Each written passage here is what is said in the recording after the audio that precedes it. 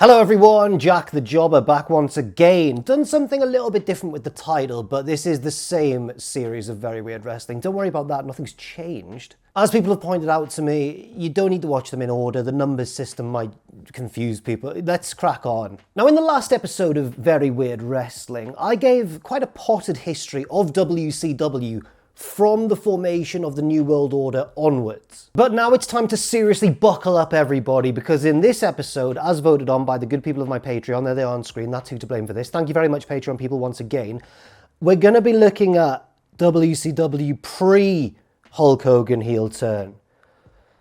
Whoa, what's that? 80s style straightforward ultra baby faces facing cartoonishly ludicrous villains in a world desperate to move on? Yes! Hurrah! And this isn't just any WCW pay-per-view. This pay-per-view, Uncensored 1996, is a show quite infamously headlined by the Doomsday Cage. Triple the cages, triple the fun? We'll find out. My name is Jack the Jobber, and this is Very Weird Wrestling, episode 7. Let's go.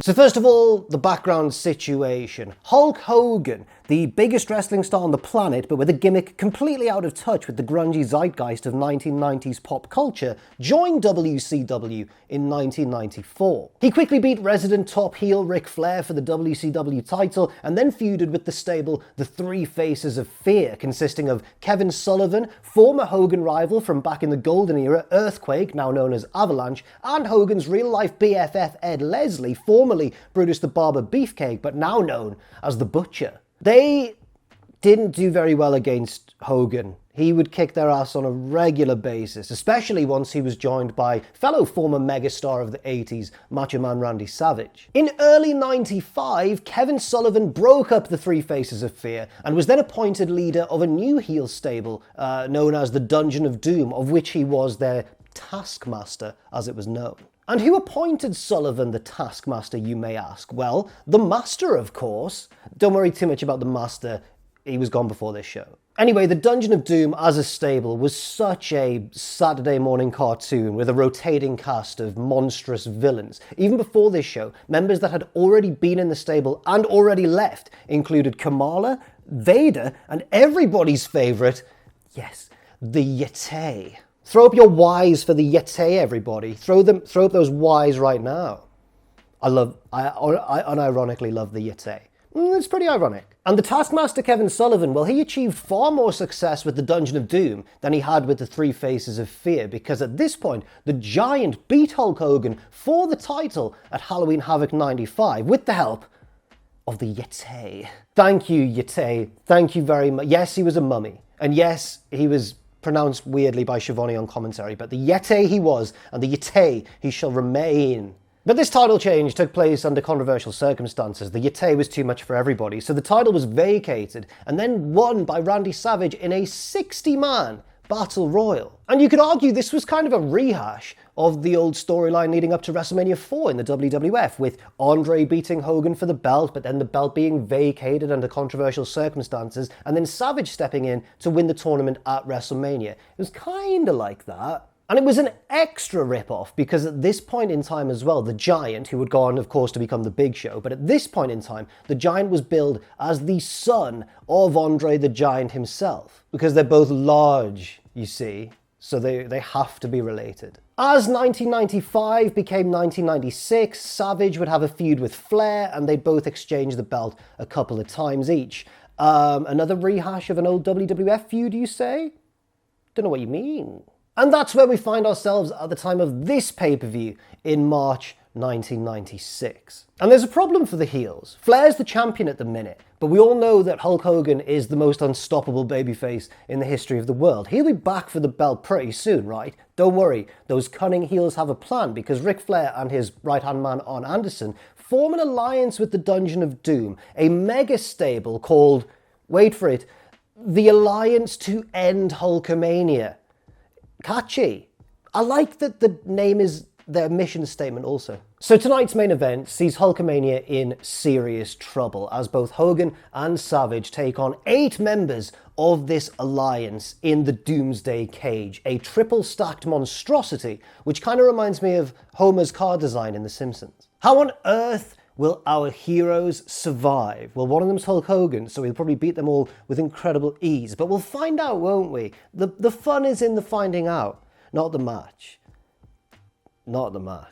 Other stuff to mention as well, just before we begin the show, off-screen, top executive Eric Bischoff convinced WCW owner Ted Turner to run a weekly show opposite WWF's Monday Night Raw, which brought us, of course, the debut of WCW Monday Nitro. And that happened about 6 months before this pay-per-view, so we are still very much in the early stages of the Monday Night Wars. WCW doing pretty well too. They're winning these early skirmishes for a variety of reasons. One, the fact that Nitro is live, whereas Raw is taped. Number two, the name value of big names like Hogan and Savage, the capture of Lex Luger as well from the WWF, and the fact that the Fed were in the midst of a catastrophic momentum slump. The undercard situation in WCW is quite interesting at this time as well, with very talented but kind of unheralded names like Chris Benoit, Eddie Guerrero, and Dean Malenko. Everything's a little bit hit and miss though, because this talented undercard stands in very stark contrast with the main event scene, which, as I've mentioned, is very ludicrous and cartoonish, but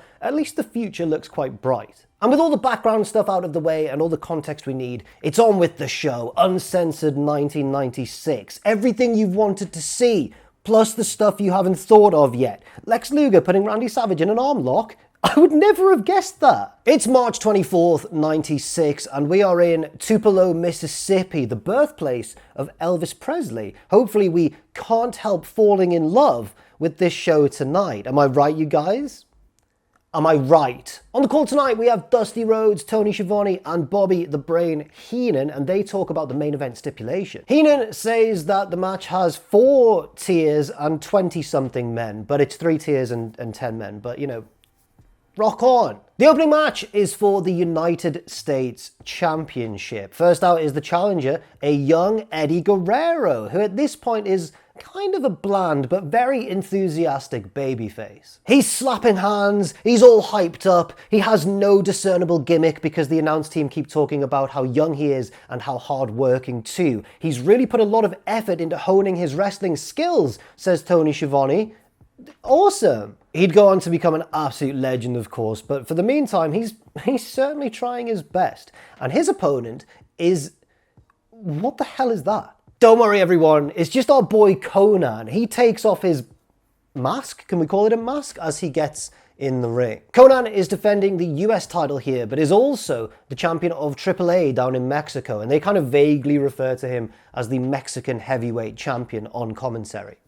Sure, why not? Now, technically, this is a face versus face contest, but uh-oh, guys, I think we might get a bit of tension. The ref is certainly tense as he holds up the belt very seriously, and that's because this is clearly the work rate section of the show before we get all the weird stuff later on. Yeah, as the show develops, we'll see the structure of the card very clearly, which is basically, let's get all this nerdy wrestling nonsense out the way pretty quickly, and we can get to the real stuff later on for all the cool dudes. And by later on, I mean from the 3rd match onwards, because the first 2 of tonight's 7 matches are work rate matches, albeit very different types of work rate matches, and then matches 3 through 7 are various shades of ludicrous.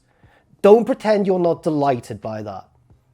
You disgust me. Eddie and Conan start off with some technical stuff, including some stuff that I've never even seen before. This position didn't really end up going anywhere though, and the announce team are busy talking about the Doomsday Cage. Lots of submissions early on. Eddie even tries to use his dad's move, the legendary Gory Guerrero of course, but Conan powers out and later on tries to monkey flip Eddie Guerrero, who very impressively lands on his feet. Conan starts to kind of dominate things now, and Schiavone says that Eddie has the biggest heart in all of WCW.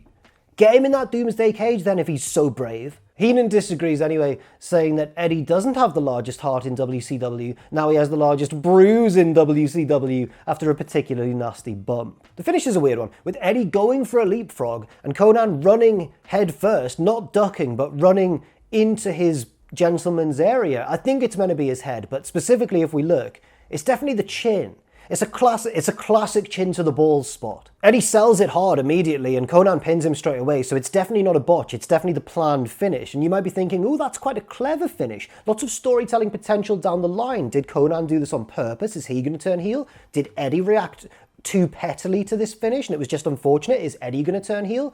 I've got a couple of problems with the finish though, because I'm a deeply unhappy individual. Conan tries to show respect to Eddie, who shoves him away. And again, this lends credence to this theory like, oh, there's gonna be a heel turn from one of them somewhere down the line. Turns out no, Conan wouldn't turn heel until months and months and months after this show, way down the line in '96. And Eddie wouldn't turn heel for even longer, so it didn't mean anything. But moreover, I don't like this finish because I don't know if it even really makes sense in kayfabe. Like, if you whip someone into the ropes and go for a leapfrog, is the other person obligated to duck, really? Conan didn't have much time to duck out the way, and it didn't look particularly deliberate, so I don't really have too much sympathy for the Eddie Guerrero character here, even though commentary are clearly trying to make it seem like he was sort of screwed in some way. I think it's messy. The match itself was pretty messy too, at parts, but there's some decent stuff in there as well. It's a nice-ish match, nowhere near Eddie's peak, of course,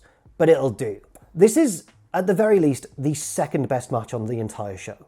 So yeah, it's almost all downhill from here, baby. Backstage we go, where Mean Gene Okerlund's informing us that we can chat to the stars of the show online. And sure enough, we see the giant sat there in the internet station without a shirt on, looking like he's about to do something very dirty indeed. Gene is now joined by Colonel Robert Parker and one of the wrestlers he manages, Dick Slater. Bit of background, Colonel Robert Parker, manager of the stud stable, has fallen in love with sensational Sherry, manager of Harlem Heat. It's a very long and stupid and long drawn out romance angle. They were set to get married a few months before this show, but then Medusa turned up and ruined the wedding. And you might be asking, why did she do that? Dunno. So like, Sherry's an old rival of Medusa's from their days in the AWA, but also on the Colonel's Wikipedia page it says, quote, Sherry was attacked by Medusa, who was supposed to be Parker's wife, but I couldn't find anything else saying that. Let me know if you know more, please, in the comments down below, because I was quite at a loss here about what Medusa's beef was. The thing that makes me mistrust Wikipedia slightly here isn't just their incessant asking for money, but also the fact that if they were married, Medusa and Colonel Robert Parker, you'd think that would be mentioned more on this show. Why? Because they are set to have a match on the card. That's right, we've got a intergender match. Man versus woman. Robert Parker versus Medusa. Man versus wife, kind of, I guess. Manager versus wrestler. You'd think the advantage would be with the wrestler, wouldn't you? Yes. Parker tells Gene that he's doing this for all the men out there not brave enough to fight a woman. Oh, okay. Well, he is supposed to be a heel, I guess. But my favourite thing about this promo is that while Robert Parker is absolutely busting a gut, trying to be this despicable villain, just have a look in the background, Dick Slater and Gene Okerlund are just having a laugh like naughty school kids. Lads, this is a pay-per-view. Anyway, that match takes place just after this next one, and we see what I imagine Americans think a Brit looks like who've never actually seen a British person. It's Lord Steven Regal, accompanied by Jeeves the Butler, or as Dusty calls him on commentary, Chives. He is taking on what I assume Brits who've never seen an Irishman think that an Irishman looks like, Fit Finlay, or as he is known here, the Belfast Bruiser. They're about to batter each other. And they do. They are laying it in really stiff in this match. At certain points, just fully punching each other in the face, it looks like. Pelting each other in the spine with big kicks to the back. It looks, to the untrained eye, like they legitimately hate each other. But I think this is more of a case of them being friends and just agreeing to go quite full throttle. It's not all strikes. There's grappling and submissions and stuff. Look, here's one. But the theme of the match overall is very much, let's make this look as real as possible by occasionally actually doing the punches. We also cut away briefly to see that Conan has joined the Spanish announce team after his victory. Very nice. Double duty, great guy Conan. Then the camera pans around. It's a very clever, nice shot of the arena, but it unfortunately reveals that the Spanish announce team are seated several sections back from the ring. Although if you know your wrestling stereotypes, that might be a wise bit of seating arrangement from WCW. Because the Spanish announce table it's the oldest, it always gets broken, right? Regal takes control with an elbow drop off the apron, what the hell? And then Finlay just boots him in the spine again. They've really got the crowd on board at this point. It was a bit of a slow start in terms of crowd reaction, but they are giving them big ovations between spots at this point. They've got them in the palm of their hands. How on earth will Lord Steven Regal come back from this? With an almighty kick to the penis, that's how. And for bonus points, he actually makes sure to wait until the ref is unsighted too. That's good wrestling. How on earth will Finlay come back from this? That's right, with a shoot punch to the face. And you can tell that it's a stiff one because the announce team pop more than the crowd does. Finlay smacks him again and Regal blades, which Conspiracy had on, right? I can't imagine that was authorized at this point. Just in historical context. Second match of a pay-per-view in 96, WCW pre-Hogan's heel turn. I can't see them green-lighting the blood. I could be wrong though, but Regal's a bit of a rebel, isn't he? He might have just done what he wanted. They battle up the ramp and Regal throws Finlay into the side of the Doomsday Cage. That's the cage from the main event later on. And this is when I unfortunately realise, oh, that cage is way too massive to move down to the centre of the arena. They're not going to have it around the actual ring, are they? There's already a ring inside the Doomsday Cage. And everyone's just going to have to turn and watch it from... It's not in the best location. Anyway, the two lads brawl back to ringside and Regal's henchmen, the Blue Bloods, come out and attack Finlay for the disqualification finish. It's a weird finish, especially because Regal was very much on top when his henchmen interfered to help him. But normally in wrestling, you'd see them do that as a desperation move when their guy's about to lose. Everyone fights to the back and that's it. That's the match over. Weird finish, man, but I quite enjoyed it because of the ludicrously stiff action at points and the fact that the crowd were really into it as well. It's a shame about the DQ. I wish it could have been more. This is match of the night. That's right, it's all going to be, I can't even speak. I'm so excited for the quality of this show from this point on. Backstage we go again where Mean Gene is interviewing the Giant, accompanied by his manager, Jimmy Hart. Always associated with Hulk Hogan, of course, but now he's a heel evil manager associated with the Dungeon of Doom. Now this is a little bit confusing because not all the heels are exactly on the same page despite this alliance to end Hulkamania. The Giant's in the alliance technically because he's in the Dungeon of Doom, but he also wants the title back from a fellow member of the alliance, Ric Flair. And to further complicate things, the Giant is also taking on a fellow member of the Dungeon of Doom itself, Loch Ness, with the winner getting a shot at Flair on the following night's Nitro. Oh yeah, the title's not on the line in the Doomsday Cage. Now that I think about it, the Doomsday Cage really doesn't have any sort of stipulation at all. It's not like the winning team forces the other team to disband or anything like that. It doesn't mean that Hogan never gets a shot again if he loses. It doesn't mean that Savage has to leave the company. It's just... There's the Doomsday Cage, and the heels are going to end Hulkamania. So yeah, Giant versus this guy Loch Ness tonight, and then the winner gets a shot at Flair on Nitro. The Giant shouts his entire promo right now. He says not only is he going to beat Loch Ness tonight, but then tomorrow night he's going to tear Ric Flair limb from limb. Oh my God.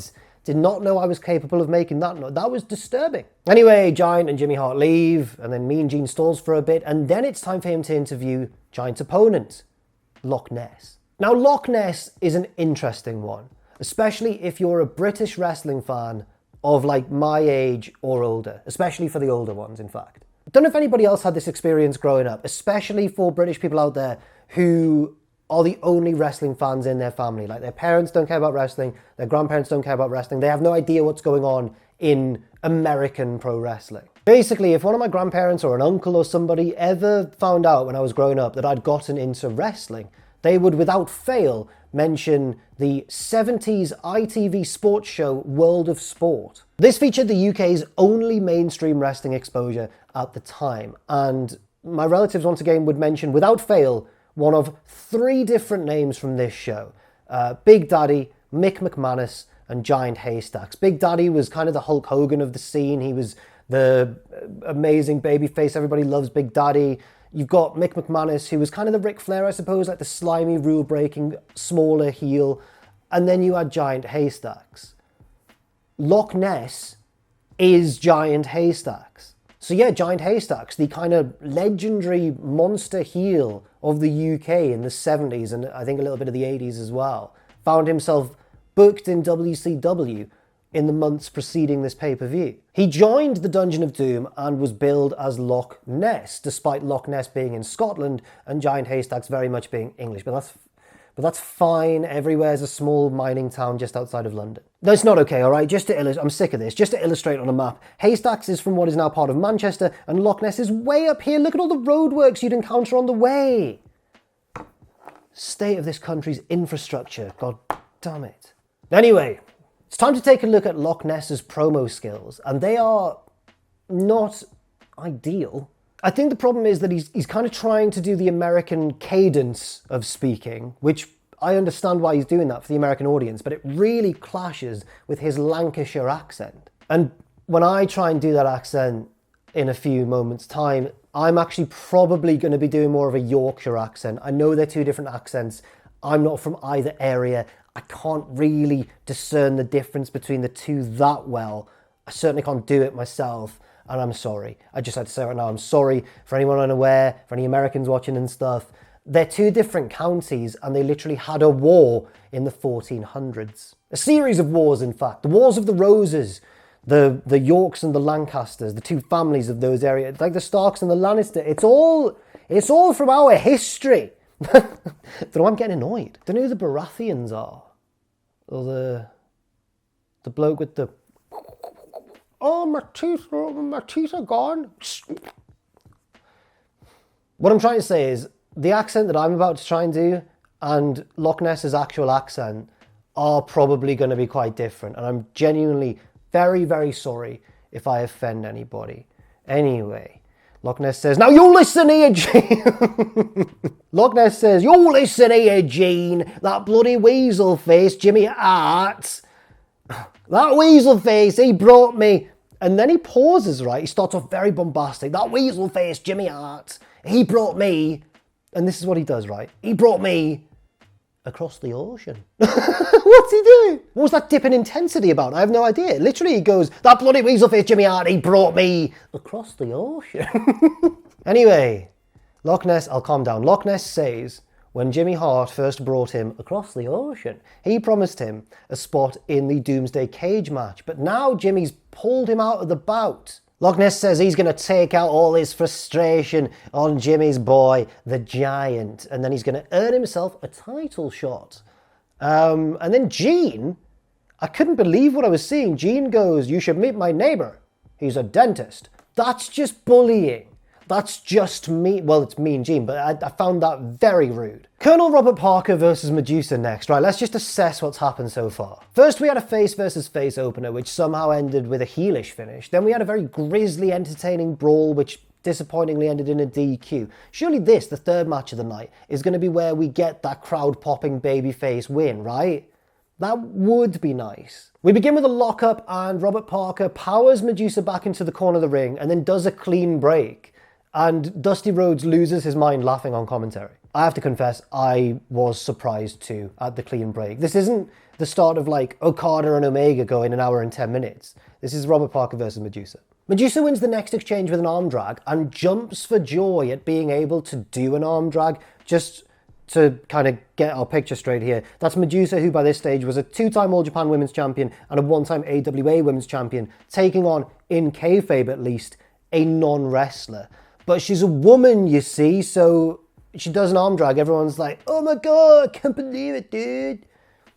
No, we're in Mississippi. That's not how they talk. Robert Parker says, you can't see me. Or perhaps it's clobbering time because he scoops Medusa up into the Death Valley driver position. It is in fact, though, an airplane spin, which Medusa nicely reverses into a sunset flip for a near fall. Big WrestleMania 3 body slam to the Colonel, who rolls to the outside to recuperate, but Medusa heads up top. And right, we do criticize wrestlers all the time, don't we, for not doing a good enough job of catching their opponents on a dive spot. Colonel Robert Parker does too well here. Parker kind of fully catches her and then does what looks to be like the world's gentlest black hole slam. Back in the ring, Medusa looks like she's about to win with a bridging German suplex. 1, 2. Dick Slater breaks up the pinfall from the outside. God damn it. The Colonel takes advantage more instantly than I thought he would. Just immediately kind of rolling on top of Medusa. Ref counts 1, 2, 3, 4 messes up his cadence a little bit, but yeah, Robert Parker wins. Just a bit of historic background here to emphasize what a booking decision this is. This is shortly after Medusa had jumped ship from WWF over to WCW and famously or infamously dropped the WWF Women's Championship title belt in the trash. In that segment, she famously said, "This is where the big girls play," and now she's losing to a manager on pay-per-view. I mean, the WWF weren't taking women's wrestling seriously at this point in time either, so I genuinely don't know what the best career move would have been for her. Now I'm expecting Medusa to get some of her shine back after this segment or something. No, the lads just celebrate all the way to the back. They're really happy, and we move on to the next segment.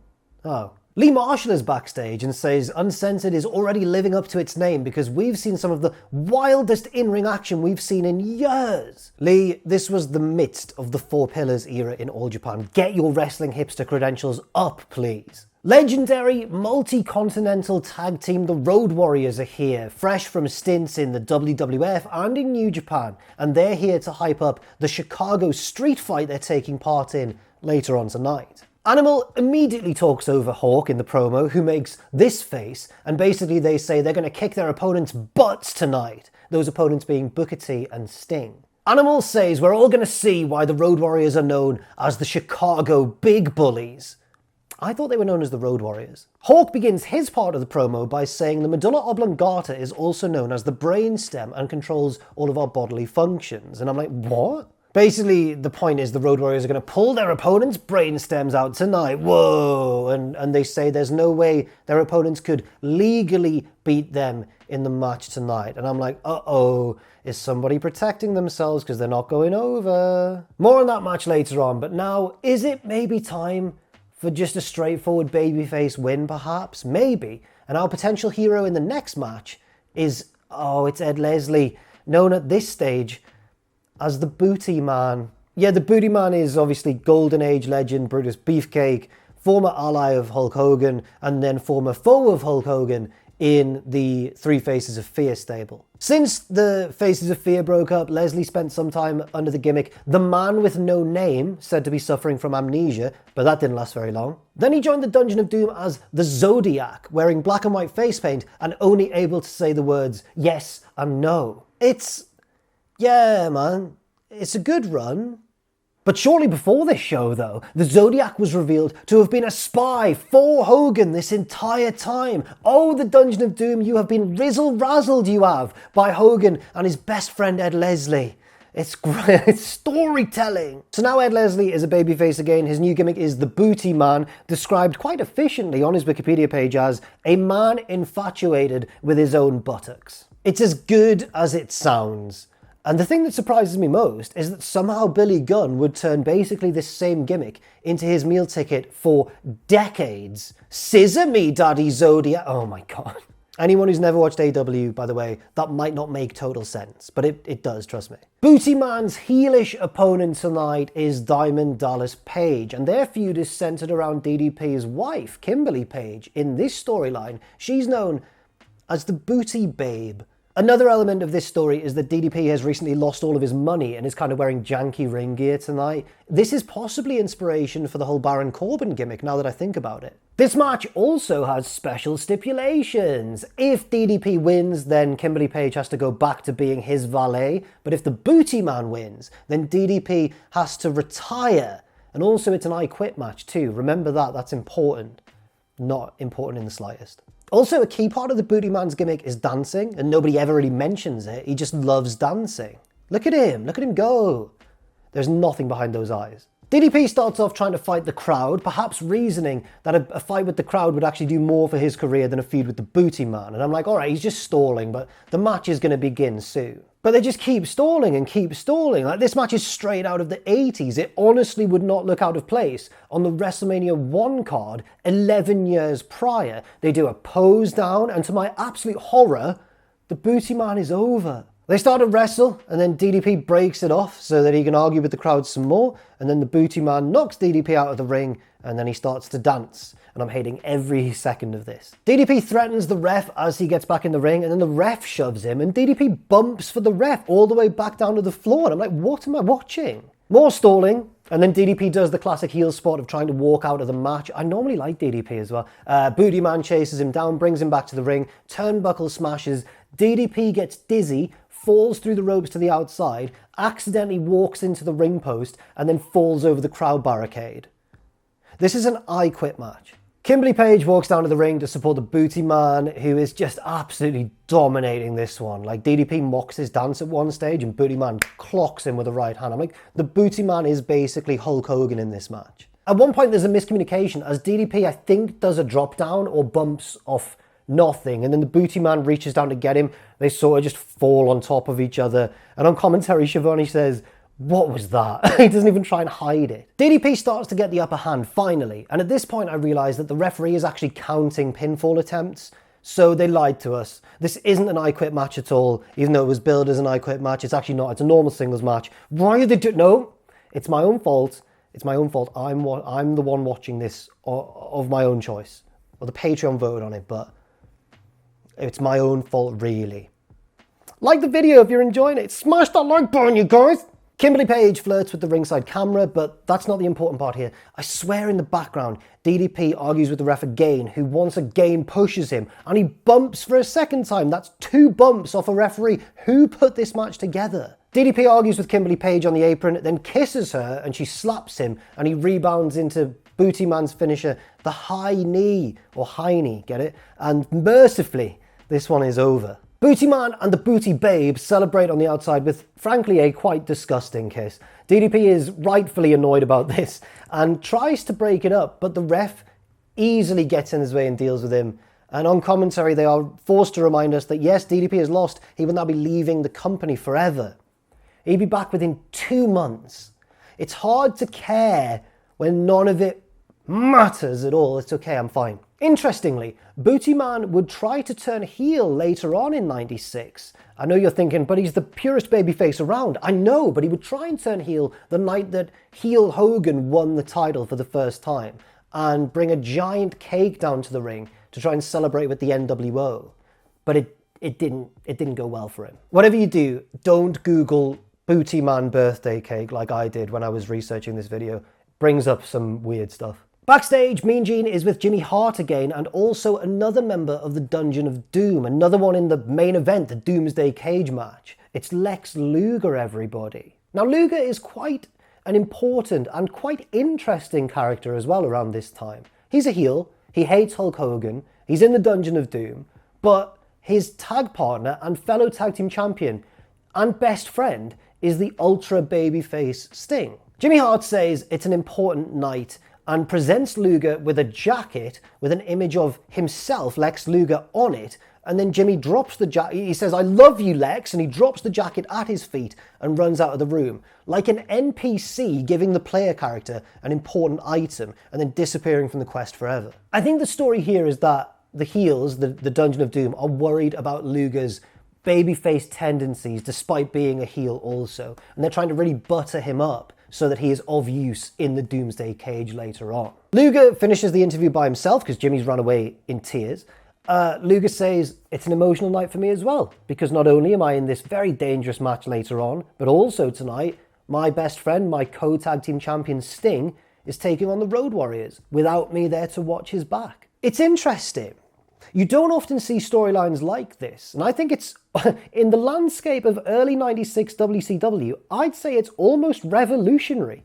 You don't often see a tag team with one face and one heel member who still get along and enjoy success together. And the storyline didn't even end as we might predict it would, with one turning on the other or anything like that.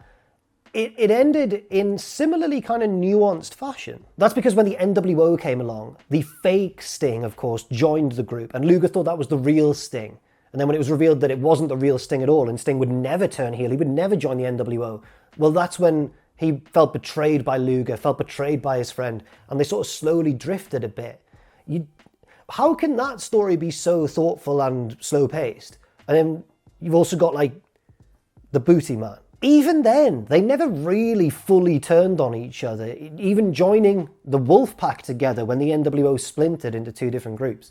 And only in '99, I believe, did they eventually feud, way down the line. So that's all good. Back to the rubbish stuff. That's why we're here. Come on, it's time for the Giant versus Loch Ness. Across the ocean. This match lasts 2.5 minutes and Loch Ness almost trips over during his entrance. It's what this series is all about. We start off with a lot of chops, few turnbuckle smashes, and then the Giant misses a charge and tumbles very impressively to the outside. For a man of his size, it has to be said. What's going to happen next? Well, back in the ring, Loch Ness hits a standing elbow drop, but misses a second one, and then the Giant hits a leg drop and pins him 1, 2, 3, and that's it. Oh. Yep. That's the whole match. That's the whole match. On pay-per-view, they wanted money for this. So yeah, the Giant wins this match, which means he gets a title shot the next night on Nitro against Ric Flair. It would end in a DQ, but not long after that, the Giant would actually beat Flair for the title and then hold it all the way until the formation of the NWO and the heel turn of Hulk Hogan, who would take the belt from him in August. And sadly, this would be the last match in the career of Loch Ness, aka, better known as, in fact, the legendary Giant Haystacks. Unfortunately, he was suffering with health issues around this time, but his legacy still remains in the UK, and I think that's the way it should be. Interview time again, now with the other half of the Chicago Street Fight. Not the Road Warriors, but the babyface team of Sting and Booker T. With his usual tag partner Lex Luger in the Doomsday Cage, Sting needs help to beat the Road Warriors tonight, so he's drafted in Booker T of Harlem Heat, which means, as per their agreement, I guess, if the faces win here, then Sting and Luger will grant a tag title shot to the Harlem Heat at some point after this show. Booker says he's a straight OG brother from the hood and the Road Warriors don't stand a chance. And then Sting has a go at talking the same way as Booker. And it sounds about as white as I did when I quoted it just there. Sting irritates Booker by shoving and grabbing at him to get him hyped up for this match. And I'm like, that's some genius Jose Mourinho level man management right there. Booker's like, 1 second there, Sting. And he reminds him about their agreement for the tag title shot if they win. Sting kind of barely listens and just kind of shouts over him. And I'm like, right, well, he's hyped up for this, I suppose. And that's because that match is next. The Road Warriors, Sting and Booker T, Chicago Street Fight. Well, the match goes half an hour. What? This is a slog. This is a real slog of a match, and I don't know how to make it more fun than it is. I'm sorry. I'll just say what happens. The Road Warriors jump the faces during their entrance, and we get a brawl on the inside and a brawl on the outside. How are we going to keep up with both of these brawls? Don't worry. It's time for double box action. And I think Dusty Rhodes legitimately pops for the double box on commentary. Immediately, I kind of noticed the thing that's going to annoy me about this match right at the start, especially with the knowledge that it's going to go half an hour. And that is that it's just very loose and improv, and there's no particular sense of real urgency. There are some spots here and there, but most of it is clearly sort of called in the ring. Also, I'm just going to say it. I hate the double box. That's right. I've gone there. It quickly gets annoying when it starts showing two different angles of the same bit of the action at the same time. Double box, you're not worth it. I'd rather miss bits of this match, frankly. Hawk no-sells a pile driver on the outside, just stands back up and clotheslines Booker T. And I have to say as well at this point, and this may be sacrilegious to some, I've never particularly been a fan of the Road Warriors. Sorry. The Road Warriors' whole gimmick is that they are big, strong, indestructible men. They don't quite, in my opinion, have the same charm as the gimmick of somebody like The Undertaker or even Goldberg when they do the indestructible thing. So it just quickly gets a bit tiresome for me. For me, only for me, just for me.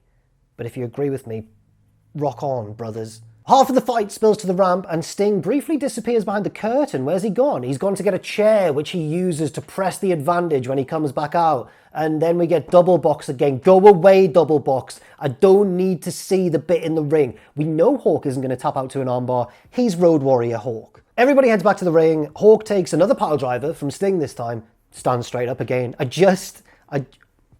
Brawly, brawly, brawly, brawl. Brawly, brawly, brawly, brawl some more. Sting and Animal clash heads and both get dizzy and fall over. And get this, you'll never believe it. Sting, when he falls over, accidentally mind you, but his head goes right in Animal's balls.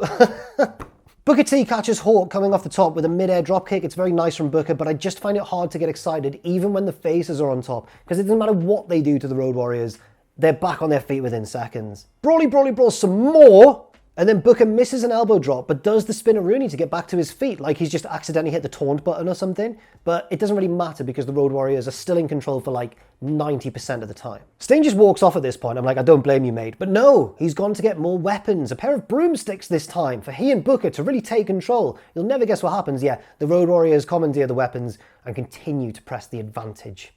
The good guys actually do fight back at this stage though. And I can't believe what I've just seen, but at one point, the ref goes to dispose of like a loose piece of broomstick and then taps Booker on the shoulder, basically says, here, take this off me and use it. And Booker does. And I'm like, say these things in your secret wrestlery way out the corner of your mouth, or like when the camera can't see you, whatever. Don't just have full-on conversations in the ring. These are basics. Booker just walks to the back at one point. Is he leaving Sting alone? Is he leaving his partner in the lurch? We don't really ever get a chance to find out because Animal follows Booker to the back and the fight carries on over there. And I'm like, why not just stay in the ring and double team Sting with your tag partner, Road Warrior Hawk, Road Warrior Animal? What are you doing? That sentence was constructed weirdly, but I meant that. They fight in the back, Animal and Booker, past Lex Luger. Interesting. He's busy kind of preening himself, admiring his body, and then the fight knocks into him and he falls over into like a pile of trash. You don't mess with Lex Luger's appearance. That's a big mistake. Luger gets angry, attacks Road Warrior Animal, and for good measure, he is also joined by Booker T's partner and brother, Stevie Ray. They tie Animal, I think handcuff him maybe, to like a metal pillar in the middle of the room, and he's stuck there. It's not great to watch because the double box is on the screen. In case you cared what's going on back in the arena, you'll never guess what it is. Sting is getting absolutely dealt with by Hawk. Booker now runs back to the ring, and it's 2-on-1 now. The faces have turned the tide, but it's still not easy to put Hawk away. He's the most indestructible man in the entire world of wrestling. He avoids the Harlem Hangover, but then Stevie Ray runs in with a nice chair shot to the back of Hawk as he hits the ropes. This leads to the babyfaces getting the win. The Road Warriors have been toppled, and freedom and truth live on. I'm going mad. The main event's still to come. Booker and Sting celebrate, and Booker does a good job of conveying the stipulation to us, reminding Sting of the tag team title match agreement that they had prior to the match. But enough of that. We cut back to the backstage area where Stevie Ray is the fastest man alive because he's ran to ringside, chair shot, he's basically won the match for his brother, runs backstage again, and within seconds he's back in that room with Animal, just wailing on him with a chair. And it's the biggest pop for me of the entire show. I'm so relieved the match is over, and yet horrified to realise that Michael Buffer is indeed in the squared circle, which can only mean one thing. It's time for the main event indeed. Let's get ready to Doomsday. You can't say his thing, can you? I think he's got that locked down. So yeah, Hulk Hogan and Randy Savage in the Doomsday triple stacked cage, taking on the Alliance to end Hulkamania. I'll be honest here, Macho Man Randy Savage, right? Maybe the greatest wrestler of the golden era of wrestling. Arguably one of the greatest wrestlers of all time. Bit of an afterthought here. Like the heels are like, we are the Alliance to end Hulkamania. And also his friend, I guess. Doesn't really matter if we end him or not. We're mainly focusing on Hogan, actually, to be perfectly honest with you. Right, let's run through all the competitors then. First of all, on the heel team, we have Ric Flair, accompanied by his two valets, Elizabeth and Woman. He's Ric Flair. We all know Ric Flair. I don't need to give any background. It's Nature Boy. We've also got his fellow horseman, Arn Anderson, and of course the group's taskmaster, Kevin Sullivan. And this is the camera shot we get of them. Not as much attention paid as to Ric Flair on his own there. A sort of reluctant Lex Luger is in this match, of course, and then we don't see any of the other entrances because we're just watching the first few heels slowly enter their various designated parts of the triple cage. But just so we all know who the rest of the heel team are, we've got the Barbarian, one half of the Powers of Pain, of course, but now allied with another member of the heel team here, Meng, or as Michael Buffer calls him, Ming.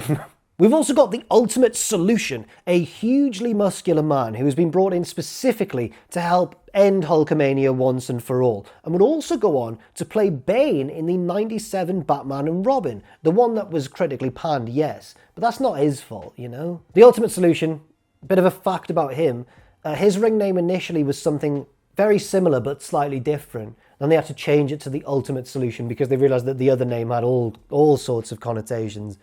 I'm not willing to delve into that on YouTube right now. And the final member of the heel team is Z Gangster, formerly known as Zeus, an old rival of Hogan's from the 1989 film No Holds Barred, and also from pay-per-views like SummerSlam 89 as well, meaning he can somehow cross between the realms of fiction and reality at will. But enough of all these losers, because it's time for the babyfaces to make their entrance. Hogan and Savage, the boys, the mega powers, the laddie lads, the lad boys, the boy lads. They're going to do it. It's 8-on-2, but I believe, don't you? We better talk about the rules of this match, actually. Oh, God. So Hogan and Savage begin in the very top of the 3 tiers of the Doomsday cage, and they have to fight their way down through all the heels. And only then in the bottom cage, where there's a ring, only then can they win the match. Do they win by pinfall or by escape? It's never really made clear, and as we'll learn, they don't really know themselves. The heels, on the other hand, they can win at any point. Just imagine if in the first cage, where it's Flair and Anderson, imagine if it's quick spine buster to Hogan, 1, 2, 3, on Anderson's one for the heels, job done. Let's go home, see you later on. But no, the brawl gets underway, and this match is going quite long. And the atmosphere is awkward. Like, there's 2 reasons I think that it starts off with the opposite of whatever a bang is. It starts off with a because it's more brawling so soon after a half-hour brawl-heavy match, but also it's like worse brawling even because, and I can't blame the guys involved, but Hogan and Savage and Flair and Anderson are all in this top cage, and they are clearly scared. They are walking around so tentatively to have this brawl. And again, I can't blame them for really playing it safe, but it doesn't make for a thrilling start to the contest. Anyway, to pass the time, we get a lovely pan down through the various levels of the cage and we see where all the different heels are. It's very exciting. So in the top, of course, we've got Flair and Anderson, and then the middle cage is split into 2 halves, and you've got in one side Meng and the Barbarian, and then the other side you've got Kevin Sullivan and Lex Luger. And then we get to the very bottom and we get a lovely view of the WCW ring, which is the only bit of the cage that has a ring in it, of course, just the bottom one.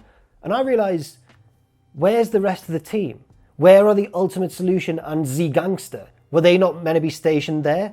Where are they? These are the very basics of a wrestling show. Like, the most basic thing is, you kind of got to show up for the match that you're in. More brawling, so much brawling in the latter half of this show, to be perfectly honest with you. And then, oh my God, the double box is back. Hogan and Savage take control of the brawl in the top cage, and then even start jobbing out the heels that they've not even reached yet below them, throwing powder down into the eyes of the Barbarian and Meng. More powder is thrown into the eyes of Flair and Anderson this time in the top cage, and this allows Hogan and Savage to escape from the top cage through a trapdoor down into the level below. And on commentary, they claim that this means that Flair and Anderson are now eliminated from the match, which is absolutely untrue. They play a very key role later on. Just don't listen to what they say. Now, I mentioned the middle cage is split into 2 halves with like 2 heels in each, but they ignore this totally and just all rush the baby faces at once. Because there's a door in the middle, but it's open.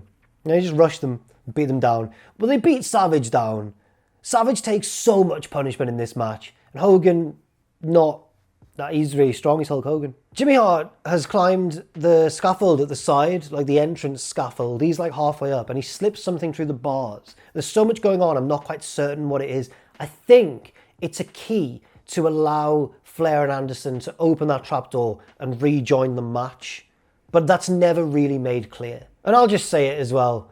Why is Kevin Sullivan wearing red and yellow in a match with limited visibility against Hulk Hogan? I know that they look like different men and that they're really different sizes and everything, but in a match like this with a lot of wide angles and stuff, why would you do that? Hogan now pulls a chain out of his boot, just wraps it around his fist, just starts to dominate everybody.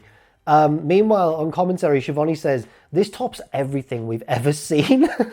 Hogan then, again, more questionable tactics from a babyface, like the powder. He uses the chain to like lock the heels, or a lot of the heels, into one section away from him and Savage. But because the door's kind of a bit fiddly, the heels have to like help him do it and pretend that they're struggling, and it's just messy. This whole match is a mess. I've just realised that this whole match reminds me of a situation when I was a kid. I was about 5 or 6 years old, and I was in the Wacky Warehouse, which was like my local like soft play area with like a ball pit and slides and stuff.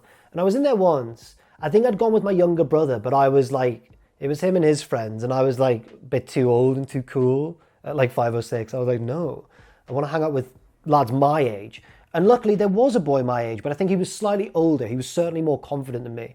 And we both agreed, let's play a game of fighting invisible bad guys. Classic game. And he was like, you fight bad guys here in this corner, and I'll fight bad guys everywhere.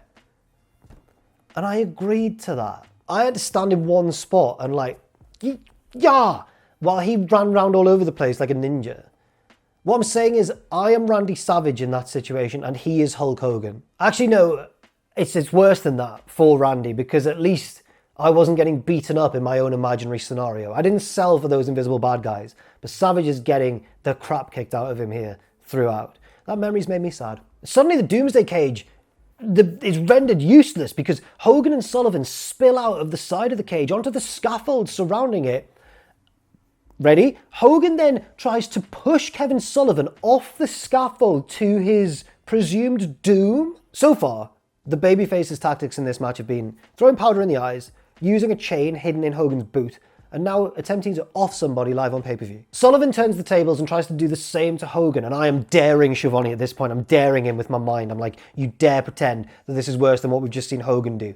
He kind of pretends, but not. He doesn't fully commit to it. It's that hypocritical that even Tony Schiavone can't bring himself to fully side with Hogan here. Now, after hyping this stipulation for the entire show, now we're just going to abandon it briefly, because Hogan and Sullivan, because they're out on the scaffold part, they just head all the way down and just head to the ring, do a few spots there. Hogan's hitting him with the mic, Luger gets involved, Savage comes along as well. They're having a little match in the main part of the arena. The Doomsday Cage, boys. The mini match they're having, by the way, it's not even a good one. Like, Hogan starts to run through his finishing sequence, but that gets cut off. Then they brawl back up the ramp, then they brawl back down the ramp to the ring again. And meanwhile, look at this shot from Double Box. What the hell, Double Box? Finally, Ultimate Solution and Z Gangster arrive to the match that they've been booked in and drag the faces into the lowest and final part of the cage. And I realise, yes, it's time for the finishing stretch. And just look what a view we've got to enjoy it as well. Thankfully, the best performer on this show, a quick-thinking cameraman, actually gets physically inside the cage as well, so we can actually see what's going on. And when he gets in there, you'll never guess what we see. More brawling. More brawling indeed. Time for a bit of wrestling criticism, actually. Now, the two faces at this point, who should be tired, by the way, they've already fought like 6 heels, they actually hold their own against Ultimate Solution and Z Gangster. These two like mega ultra heels who've been brought in specifically for this event. Hogan and Savage hold their own now. So Flair and Anderson get involved again to help beat them down. And as Hogan and Savage fall over and they're selling near the corner of the ring, look at all this powder on the floor. Someone dropped their powder. That sounds like a euphemism. It might be. Oh no, the heels are going to win, aren't they? How on earth will Hulkamania survive? And Randy Savage as well, but we don't care as much. Well, luckily, right, help is on its way in the form of the Booty Man. Oh my God. Booty Man doesn't physically get involved. No. He can't risk his booty like that. He actually hands the faces a pair of frying pans. And because this is now quite literally a cartoon, they fling the powder and then hit the heels with the pans. And then fling, hit. Hit, fling, hit. It's a classic powder and pans combination. And the frying pans are really turning the tide of this match as if they're like a super weapon. And I don't really understand. They're just frying pans. Fair enough. Tom and Jerry rules apply, I suppose. But the heels retake control when Lex Luger gets in the bottom cage finally. Starts to dish out some punishment. This raises the question for me. Where are Meng, the Barbarian, and Kevin Sullivan? Because if Flair and Anderson have made it down into the bottom cage, surely Sullivan and Barbarian and Meng should have as well. Where have they gone? I'd love it if they were just in the car on the way to McDonald's or something. Luger loads up his hand with the black weighted glove of doom and is about to end this match once and for all. He's about to deal a knockout blow to Randy Savage, but Savage ducks and Luger's about to hit Flair and then stops himself and just slugs Flair anyway. Now sadly, at first I laughed at this a lot. I thought it was a hilarious botch. It's not. It's actually the one good bit of booking in this match because it plays more into this whole Luger tension with the Dungeon of Doom and everything and the alliance to end Hulkamania, and he just cost the boys the match. Well, spoilers, the match isn't actually over yet, I should point out. Hogan grabs Savage and says, "Let's get out of here, brother." And they're about to head out the cage. And then Savage realizes we haven't pinned anyone yet. Do we need to pin anyone? I think we maybe need to pin someone. I don't know. Savage flings himself back in the ring, covers Flair, 1, 2, 3, then gets out of there. And you'll never believe it, 8-on-2 odds, but Hogan and Savage have won the Doomsday Cage match. I can't believe this, because if the question was asked, who in wrestling history didn't remember to actually win the match they were meant to win before leaving the ring, I think my last guess would be Hulk Hogan. And weirdly, again, this isn't very Hulk Hogan behaviour at all either. They don't really celebrate he and Savage. They just kind of leave, they just kind of head for the exits. Like Hogan's music plays and they're like, right, we've won, that's it, cheers, bye everyone. They just kind of jog into the exit with an arm around each other for support, but they're moving at pace, they're gone. Maybe off to join those 3 heels who left the match at the diner or whatever. After this match, the 2 sides of the alliance, the Dungeon of Doom and the 4 Horsemen, would turn on each other. Kevin Sullivan would feud with Chris Benoit, who was in Ric Flair's Horseman stable at this time, and Flair would have Lex Luger removed from the heel group before it crumbled anyway, saying, Luger, you are not allowed to style and profile anymore and all that sort of stuff, because Luger cost them the match. Deliberately, some might say. It was very deliberate. I can't emphasize enough how funny that punch was at the end. He goes, Savage has moved.